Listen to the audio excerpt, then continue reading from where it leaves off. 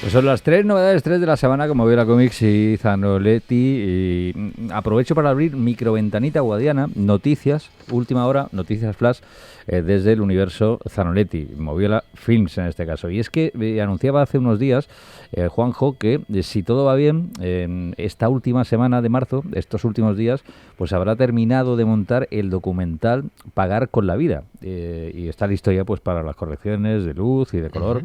Efectos visuales, efectos sonoros y música. Tiene pintaza y bueno, esperemos que muy pronto pues Juanjo Zanoletti pase por aquí para presentarnos, ¿no?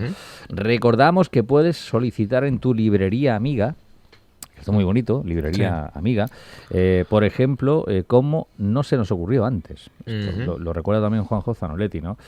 Una aventura por los avances de la animación, un viaje por las pelis, autores y hallazgos que impulsaron que la técnica de los dibujos animados se convirtiese en una industria.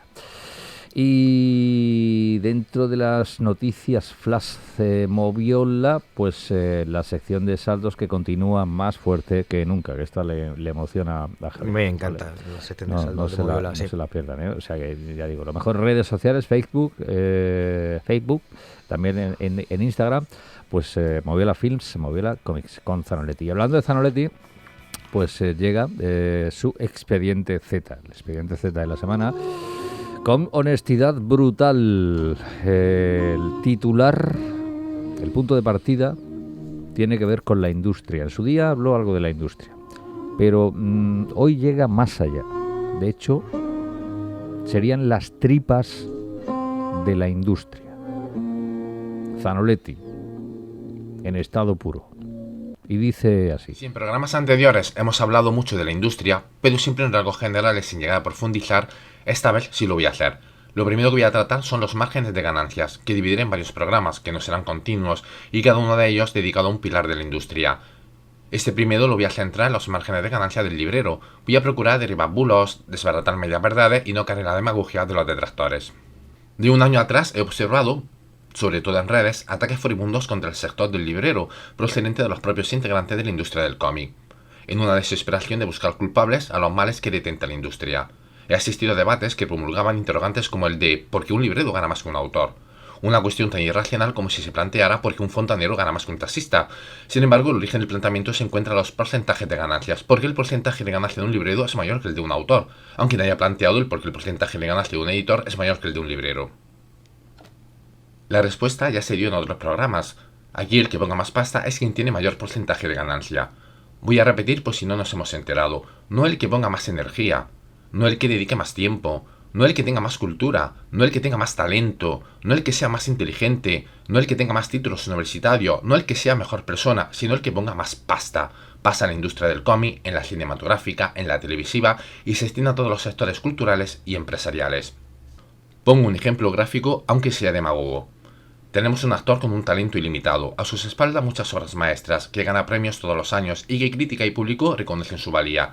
Y por otra parte tenemos a otro actor que desconoce el significado del verbo interpretar, que no ha interpretado una obra maestra en su vida y que crítica con público reconoce sus limitaciones. Sin embargo, a José Sacristán le pagan menos que a Arnold Schwarzenegger. Pero esto último le hace ganar más pasta a sus productores, eso es lo que cuenta, la pasta y no el talento. Los márgenes de ganancias de una librería especializada en cómics se mueven entre el 20% y el 50%. A mayor porcentaje, las condiciones son más paupérrimas, a menor, más flexible.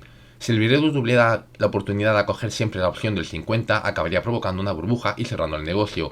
Error de muchos novatos, a poco tiempo de abrir tienen que cerrar.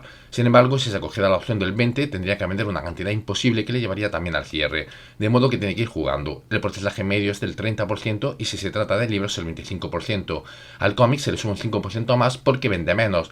Y es un modo de motivar para que el librero invierta en ese sector. Voy a repetir. Se le intenta motivar al librero dándole un 5% más para que invierta en cómics y no solo en libros, porque estos últimos son más rentables.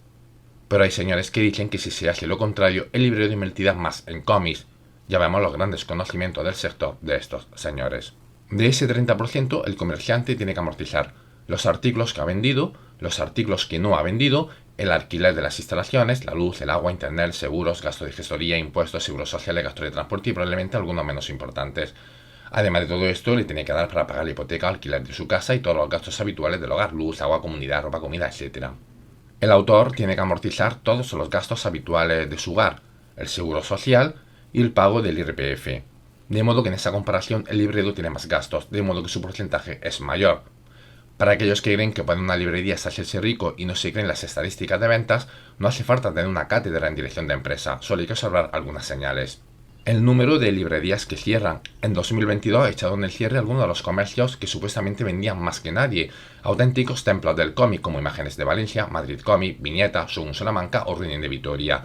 Si una de las librerías más potentes, conocidas y antiguas de la historia de la industria como fue Madrid Cómic, echa el cierre, imagina cómo debe estar el resto. Cuando entréis en una librería de cómics y observéis que cada día que pasa se expande la venta de otros artículos, peluches, figuras de acción, videojuegos, juegos de error, artículos de papelería, golosina, no se trata de que su propietario quiera expandirse, es que los cómics están dejando de darle de comer. Si observáis en su estantería novedades de hace un año o dos, no se trata de que está ofreciendo un buen fondo, sino que son restos que no pudo vender. Cuando las cadenas del libro de saldo y de segunda mano comienzan a extenderse por las ciudades, significa que la novedad es menos rentable. Y podríamos continuar con más observaciones, pero todas ellas son demasiado obvias. Pensar que las librerías son el enemigo, las culpables de que los autores no lleguen al final de mes o los explotadores de la industria denota una gran ignorancia y sobre todo muy mala fe.